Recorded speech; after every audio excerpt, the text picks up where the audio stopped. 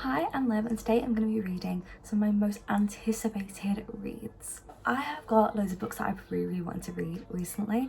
I did a video actually on all my most anticipated new releases and 2 of them have just come out. I also have another one that came out not long ago, so I've got 3 that I'd love to read. So I've just started my first book and it's one that literally came out the other day and I am really liking it. So the book that I have started is King of Sloth by Anna Huang. This book is so good so far. This book is part of the Kings of Sin series and it is, well, that's it really, that's all the information. We're following our main character called Sloan, and Sloan is a very busy businesswoman, very hardworking, very serious and stern. And then we have Javier, and Javier is a very lazy, doesn't really do much work sort of person. He usually just sits around, uses his dad's money and doesn't do anything in life apart from party. Sloan is his like publicist, his like PR person. Wants her to be more fun and he thinks that she's uptight and she just sees herself as just a working woman. 19%, which is page 92 out of 474. So far I am really enjoying it. There is tension between the 2 characters. There's definitely this like chemistry and you could feel the tension, like you can really feel it between them, and like whenever they're in a room together there's this like sizzle, like it's so evident, like it's so prominent and there. I also am liking all the plots in the background. Love, we had the romance, but at the same time we had Alex's secrets and then Ava dealing with her own trauma. So this book, we've got Sloane's secrets to her family past. She's got a very complicated family. By that I mean her relationship with them. A lot of secrets that we don't know yet, and Javier really doesn't know anything.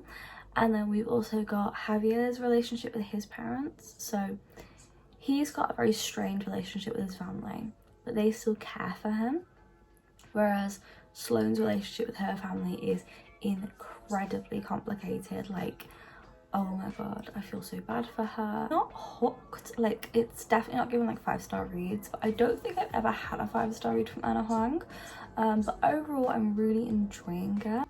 Hello, it is the next day? No, it's 2 days later, and I thought I'd update you on what's going on with this book. I'm at page 174 out of 474, so I don't think that's bad at all. Oh wait, I've literally only got 300 pages left. This book I'm actually really enjoying so far. I'm at chapter 36. I think one of the reasons I'm enjoying this book is because it's very different to the other Anna Huang books in my opinion. Anna Huang books usually take the main story from, am I explaining this right? Anna Huang books usually have the main focus of the story being the girl, and she's like the story, the plot is all about the girl. Whereas in this one, the plot is mainly about Javier. So Javier is, he's a rich boy. He's a rich boy and he's got like daddy issues. He lives off his dad's money and he's got a very complicated family relationship. And he is trying to find himself. Like, he doesn't have a calling in life. His dad wants him to take over the family company and he has no want to do that. He has no desire in being the CEO of this company. So he is looking into other business stuff. So we're basically seeing Javier try and find his calling in life, something that he is invested in, something that he can invest his time into. I like Javier's character, his personality is interesting. Only thing I will say, for a 29-year-old, he doesn't act like one. Like, the way he talks, the way he looks, and the way he like lives his life, even just the way he like interacts with people, to me doesn't seem like a 29-year-old, and he's meant to be 29 about to turn 30. That doesn't scream 29-year-old, like it screams more like 24-year-old. I like Sloane's character. I think she's interesting. She has layers. So does Javier's character. They both do. I feel like I am interested in the book, but I don't think I'm as gripped as I was with either Twisted Games or Twisted Love. Like, those books were my favourite. And also I feel like I'm liking this and I'm liking the chemistry, but I'm getting a little bit bored of Sloane consistently saying, oh my god, what are these feelings? I shouldn't be feeling this for a client. Like, I think she said it about 4 times, and like the first 2 times I was like, yeah, I know, haha, but like after the 3rd time I was like, okay, and then the 4th time happened and I was like, right. I really like this book now. So it's definitely not the level of the other Anna Hang books that I've read before. However, I am enjoying it. So we've just seen like the bit that I was on about where I was like, I need something that's like, this is the thing that like these 2 people have that's gonna like drive their plot line aside from the overall arching plot of the whole book. We got it. And I'm really enjoying it. I'm really happy with what a little plot they've got going on is. It's got me giggling. Javier is definitely a very sweet character.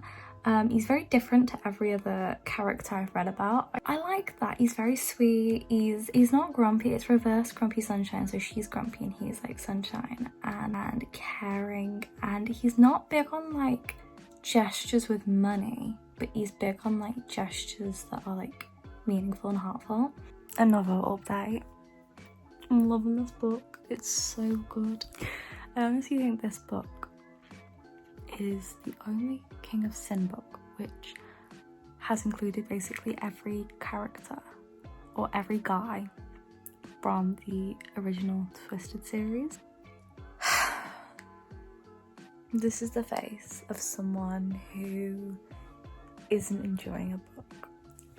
At page 371, I've almost got 100 pages left. I intend to finish it tonight. However, we've just got to the 3rd act of like conflict. We've just got to the 3rd act conflict, and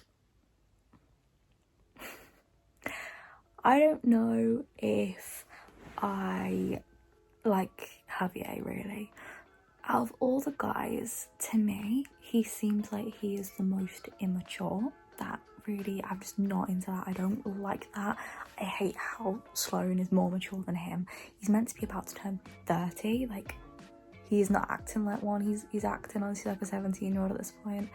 I don't know if that's just because of the way he's been written. I do feel like he's been written very young. Like, it's not just me not liking the character. I don't really know where this book's going to go from now. I did really enjoy it at one point. Like, there's loads of characters from like the Twisted series coming up as well. And like my favourite Alex came in and I was like, I clearly changed my mind like the wind.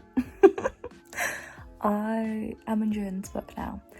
I feel like because of what got said, personally, I don't know if I would have been okay with that personally. And like some of it afterwards, I was kind of like, what?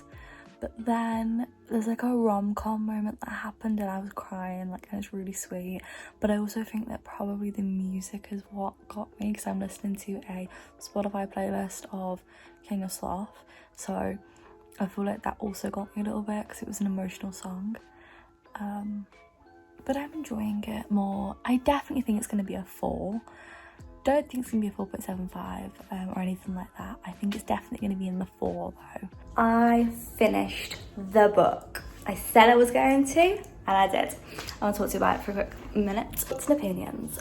I feel like I enjoyed this book. I did. Like, just taking this book for what it was, I liked it. I liked the fact that the guy had the main plot in this book rather than the girl. I liked that. Yes, Sloane did have like a plot, but I feel like Javier had more of a plot. Like, his plot was like he needed to find his purpose in life, like stop lounging about doing F all, actually get his arse in gear and do something. And he, like, that was his whole plot line, and I liked that, because usually we get like a semi plot line from the guys and like a main plot line for the girls. Sloane and Javier definitely did have chemistry. It was so obvious from the start. However, I felt like the turning point of when they became more than friends and more than just colleagues, I don't know if I liked it. I do remember when it happened thinking, where did that come from? Like, that was very out of the blue. And yes, they've had like banter and a bit of chemistry, but there was nothing leading up to it that really was like, this is clearly going this way. Like, there was no standout thing that happened that was like, bam, yes, I can see this. Side characters. There were not many side characters that became like important really in this book. We had Sloane's little sister, who I did like. I thought Pen was really sweet and I loved her character. Sometimes kids can be written quite strange in books, but I liked the way the Pen was written. I actually don't think there was anybody else in this book that was new. Liked Sloane. I thought she was a good character. She was very grounded, very logical, which I loved. However, I didn't like how quickly she forgave Javier for what he did. Like, you know how some books, romance books, have like a third act breakup? We had a third act like situation happen basically, which I'm not always keen on, but I actually do like a lot of Anna Huang's ones. However, this one, I just felt like she was way too quick to forgive him for what he said to her. If we look at Twisted Love and how, like, what happened and then how much Alex had to grovel, like, that time period, I was very happy with that. And I was like, yes, I agree. Yes, you've groveled enough now. Like, that was an adequate amount of time for what he had done. However, with this, it was so quick, and Sloane's reaction to seeing Javier after everything was just like, I understand that you were stressed. It's okay that you treated me like shit. Moving on. Like, nobody would react that way. I would not if those things got said to me. Yeah, that's what I think. I gave it a 4-star. If you ever want to see my reviews, go on my Goodreads, it's always linked below. Next book I'm going to start reading is Wild Love. I haven't started it yet, but I'm very excited to start it. I know it's cowboys, it's single dad. The guy in it called Ford and the girl's Rosie. So Rosie knows him, has always known him when she was younger, and she comes back to the town, and Ford is a single dad. He doesn't know he's a single dad yet. He finds out in the book when a girl comes to him and says that he's her biological father, and he's like, wait, what? So he's a single dad, and this book series takes place in something Hills. I can't remember what it's called. Rose Hills? I can't remember. That feels too like easy to call it Rose Hills, like considering her name was Rosie. Hello. It's a few days later and I'm reading why am I trying to remember? The book's literally in front of me. I've literally started Wild Love by Elsie Silver. I'm really enjoying this book. So I was a bit let down by the last book. I don't know what I was expecting, but I expected King of Sloth to be a bit better. I was kind of underwhelmed. I didn't really enjoy it very much. However, I'm really enjoying Wild Love. It's really good. So I'm at page 57 and it's so good so far. I am literally a tiny chunk into it so far, but it's honestly amazing and I'm really enjoying it. So far, Ford is, well, things that Ford have said have shown me kind of the tropes in this book. So we've definitely got childhood friends, and we've also got like also childhood enemies as well though. Like they had like a frenemy thing going on, and they've never like made it go any further than that. And he's always had a crush on her, and he's seen her now as an adult and he's got even more of a crush on her, which I think is just so adorable. There was another one. Oh, Toucher and Who's Hurt You, that's it. Who's Hurt You is another trope that I've kind of seen. There was a line, I've been underlining so much by the way, which shows me that I'm really enjoying this book. So there's a line, it says, Rosie effing Belmont has waltzed into my scene with her smart mouth and suspiciously watery eyes. All I want to do is demand to know who hurt her so I can fix it. That's so cute. I love that. And I just, Ford is my favourite right now. And Rosie isn't like insufferable or anything. I really like Rosalie. Rosalie is her full name. And I think that she's a really good character. Definitely a hurt character. But she's not annoying or anything. She's not reminding me of Nesta basically. She is still a really nice person. Yeah, she has like snippy comments that she says to Ford, but that's their banter they have. But I am really liking the dynamic right now. I'm annotating so much. Like I'm honestly annotating so much and love hearts and things. Like that shows me how much I'm enjoying a book if I'm writing things in it. I'm using my Grumpy Sunshine bookmark by the way. It's from Etsy, but I thought it would be a good bookmark for this one. Rosie's character is about 3 years younger than him, and their characters are written really well right now. Right now, I can believe that Ford is 32. I'm getting those vibes. I'm getting that grumpy guy vibes, but like realistic as well. And there's sections in this book where he says things that are so like, I don't want to say old, but he says things that are just not things that teenagers would say, which I appreciate because I feel like Elsie's really good. Elsie's really good at writing older guys. That is something that I really appreciate from her books.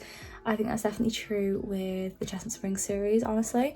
Cade was written very well, definitely could feel that he was an older guy, and Rhett was written very well.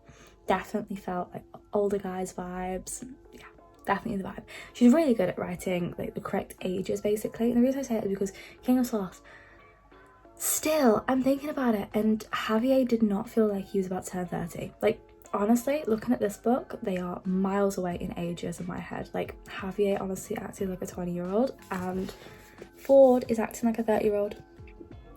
Hello. So I've read quite a lot of this book now. Ford is the standard. So I've read up to page 140. I've read that little chunk there. It's not focusing. Oh yeah, I've read that chunk there, and honestly, I'm adoring this book so much. Tell me if you like the quality right now. I've used a different setting on my phone. I don't know if it's any good or if it's bad. I don't know, but it's changing the focus of the camera. So just let me know if it's rubbish or half decent. Now we've met more of Cora, which is the daughter, and she's actually really nice and she's written well. I feel like she's written a little bit older than she is, but I feel like that's because she's had to grow up so quickly. So I feel like that's intentional, which I appreciate. I also love Ford. I think his character is just such a green flag. He's just everything and more. He is so caring about Cora, and we're finding out the truths about how he's always felt for Rosie and how he's always been in love with her. And he used to be this nerdy, geeky kid when he was younger, and now he's like proper ripped and he's cool and he's such a nice person. Like, he's still a nice person, and Rosie has always been interested in him and always felt safe around him. So far I'd say this is definitely above 4.5, could be a 5-star. I have read rom-coms that have been 5 stars before. I've read that in the movies, it was a 5-star. Love Redesigned, loved that book. So definitely possible this is gonna be a 5-star. This is probably my favourite Elsie Silver book I've read so far. It really is, it's phenomenal. Rosie's character also is great. I really like her, and we've had some extracts from her diary which I've loved because Ford's been reading them, Rosie's been letting him read them. I've also been annotated so much, like look, I've been drawing pictures and live and love hearts. Like, I'm really truly loving this book so much. The reason I'm loving this more than King of Sloth is King of Sloth, I remember saying that we were quite far into the book and we still hadn't had the moment where this is why these main two characters are having like this chemistry together. It took a while, whereas this book, 140 pages in, and she's working for him and she's looking after his kid, and he is constantly around her because they're working together, and they've got this banter and this spark, and it's so there. Their relationship is so developed and the chemistry is amazing. So that's why I'm enjoying it so much. But there are 452 pages in this book, and I'm at page 140, so not a crazy amount away. Still got a couple hundred pages to get through. I would love to get maybe halfway through today, that would be nice. So around like 200-ish mark, I feel like I could do that. But yeah, I'm really liking it. Okay, it's a few days later and I'm back in the flat. We are going to carry on with Wild Love. I am so excited to read it. I've just been to Waterstones and I've just been looking at all the hardback covers for, what's it called? Oh my god, what's it called? The one where it's like Assassin's Blade and things like that. I'm just taking my shoes off. Throne of Glass. That's what I've just seen in Waterstones, and I had a good look at it, and I had a look at Assassin's Blade. Destiny and Sarah Corelli have said that you should read lessons played first, so that's what I'm thinking of doing. I don't even know where I was up to last time. I'm at page 257. Thank you. The spice is, it's hitting the spot. Elsie Silver never disappoints. I'm a bit obsessed. And Ford is the standard, and I love Rosie. It's kind of gotten to a point where like Ford's like, we can't do this, like there's too many things at stake, and Rosie's like, that's a challenge. And he's like, oh, for God's sake. And it's like Rosie just sees everything as a challenge to like see if she can persuade him to do this. I've nearly finished this book, and I'm so happy and I'm sad. Like, I'm enjoying it so much, and I really didn't think I was gonna love this book as much as I am. Like, it's insane. I'm at page 397. I really don't have much left of this book at all. I am this far in. I have this tiny little bit here, literally 50 pages left.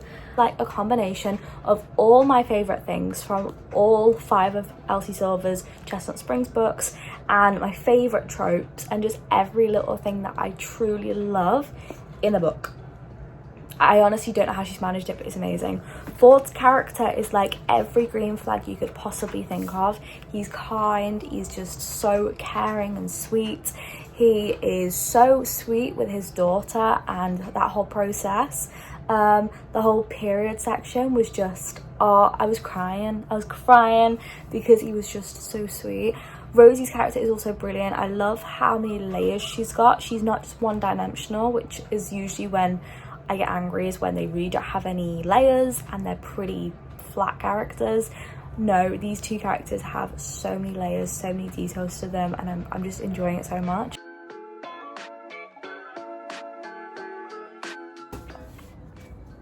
I've been crying.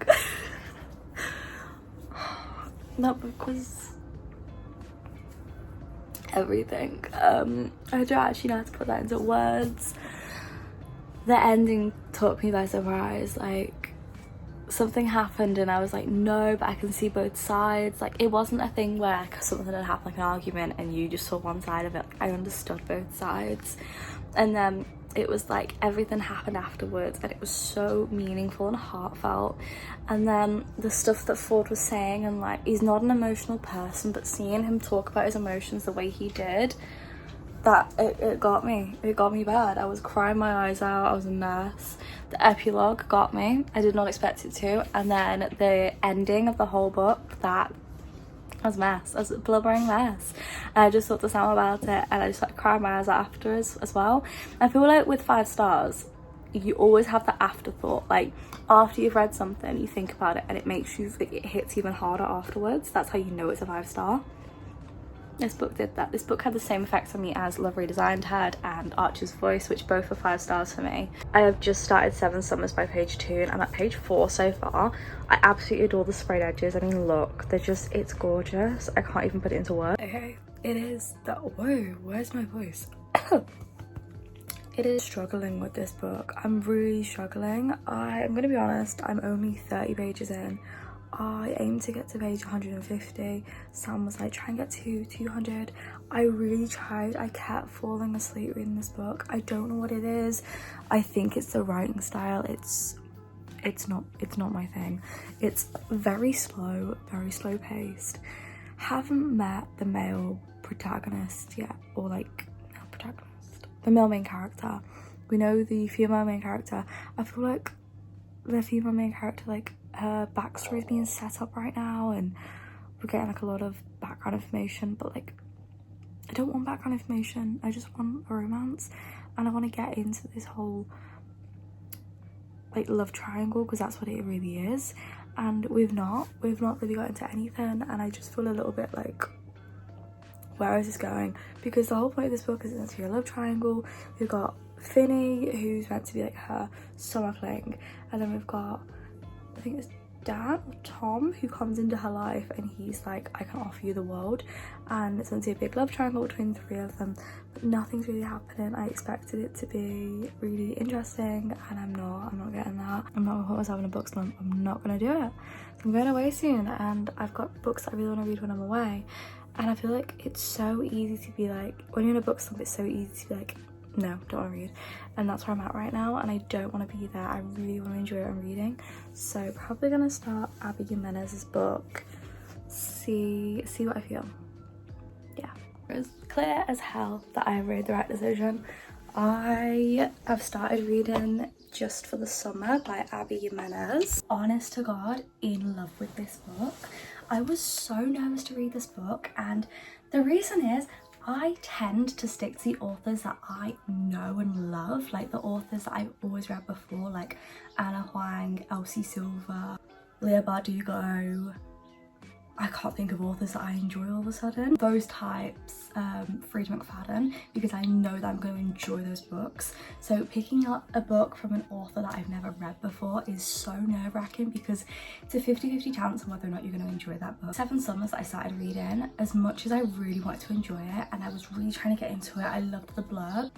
The writing style was not for me. I feel like I'm going to try it again maybe at some point next month, but it's really just not for me right now. It's just too slow paced for me.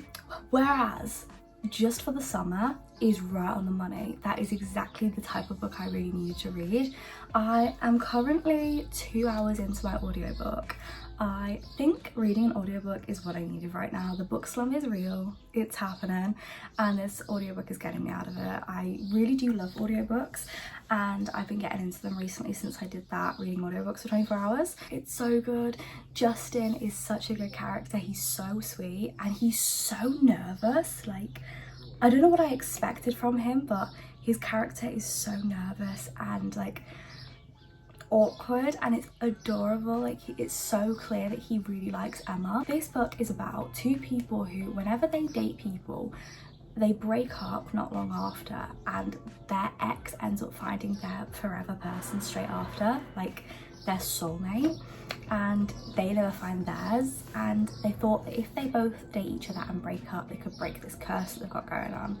And so we're on the first date right now, and it's so cute. I really love Justin. He's such a gentleman. I mean, there was he was letting her into the car and he opened the door for her, and I was just like, and then he had this description of when he saw her, like time stopped, like slowed down for him, and that just like had my heart. Okay, it is literally just the next day, an hour left on my audiobook. This book has taken me by surprise. So as I've said, I've never read anything by Abby Jimenez, so I had no idea if I was going to enjoy this or not. Safe to say I am. Her writing is so up my street. I'm enjoying it so much. I am honestly in love with it. So what has happened is like everything. These characters I'm so attached to, and I'm gonna be honest, I've cried 3 times in this book. Like literally 5 minutes ago I was sobbing my eyes out. I was bawling. I am so attached to these characters. The plotline is amazing.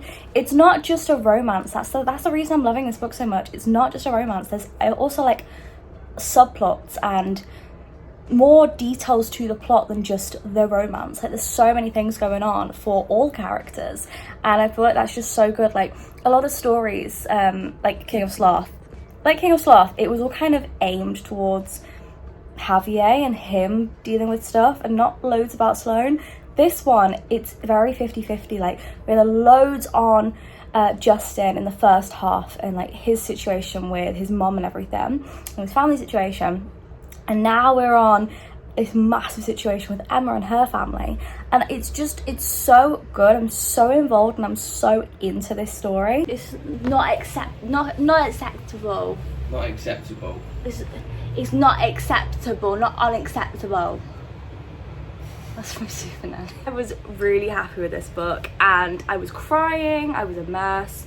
It was really, really thoroughly good. I really enjoyed it so much, and I couldn't believe how good this book was. So this book, as I said, was about, we've got our main characters who are both believe that they're cursed, really, because whenever they break up with their partners, those exes then go on to meet their forever person and like get engaged and stuff, and they've never met their forever person.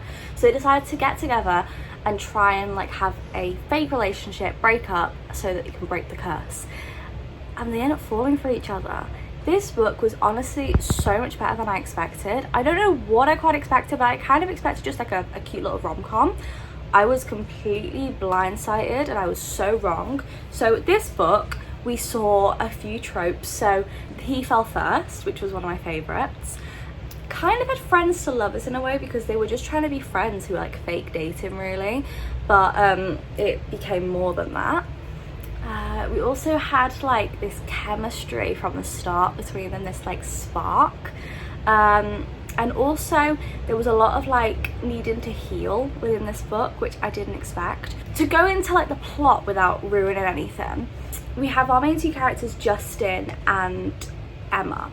So they've both got their own problems going on. So Emma's got a really complicated relationship with her mum, and her mum's kind of an absent parent and always has been since she was a kid, and there's a lot behind that. It's like a weighty story, and it's very deep, very emotional. And then you've got Justin's relationship with his family, and it's a very angry, heated relationship, a lot of regret there, and a lot of resentment. And these two characters have to work out their issues, and they're both so different from each other. Whilst they both have problems with like their family life, they are so different with the ways they develop, the way they deal with things. Like their characters are so different, which I appreciate so much from Abby. I feel like she wrote the characters so well. It's very easy to have them both react the same way, like when you're writing something, but she made them react so different to their like family situations from each other. Like I loved that. So we had our main character Justin. He was having to look after his siblings and kind of become the parental guardian of them for one reason or another, which you find out in the book. And this is like a real like mental and physical strain on him. Like it's his siblings, he's got 3 to look after, and he's only an adult really himself. He's like in his 20s, like he's only a young adult in my opinion, and he is struggling and trying to just get by and really like trying to figure out this whole parenting thing, like being a guardian. And then you've got Emma, who's really trying to figure out what the hell's going on with her mum. Why is her mum back all of a sudden, and is everything going to hit the fan as it always does? I really love this book. I thought that the pacing was brilliant. I thought the plot line was amazing, and I felt like the reason I enjoyed this book so much was because it didn't matter like if a plot line was closing, because there was always something coming up. So for instance, we had a big plot line with Justin and Emma, and then as that starts to come to a close, like as in like resolved to a point, another plot line had already been brewing. So you had that, and then there was another one that had already been, what was that? Another one who had been established in the beginning of the book that we hadn't looked into, and then another one happened, and another one happened. I honestly just thought the flow and the pacing of this book was just utter perfection. I didn't once feel bored, like at all. I didn't feel like I wanted to put the book down. I honestly was listening to this in the shower. That's how in depth I was in this book. That's how engrossed I was. Guys, pretty soon subscribe and like and do all that stuff, and I will see you guys pretty soon with another video. Hope you have enjoyed. Go check out last week's video and any of my chatty book videos, and I will see you guys soon. Tell me if you've read these books down below and tell me what you've been reading, and have a nice day. Bye. I've sat and I've thought about it. It's a 5-star.